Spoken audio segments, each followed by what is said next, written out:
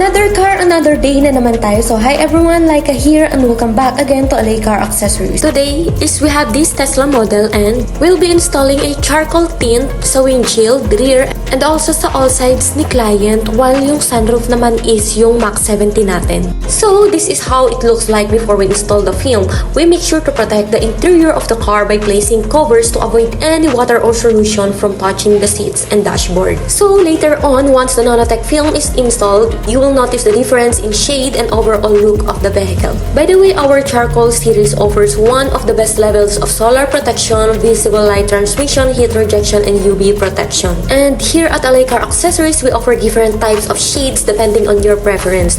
So for the charcoal series, we have black, medium, and neutral, so you can choose the shade that fits your visibility needs. While our Max series is a perfect option which combines excellent clarity and high solar and UV protection.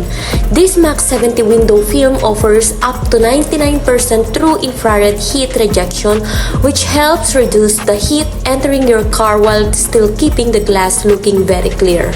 And now, look at the finished look after installation. As you can see, it's very clear from the inside, so you still get great visibility while driving.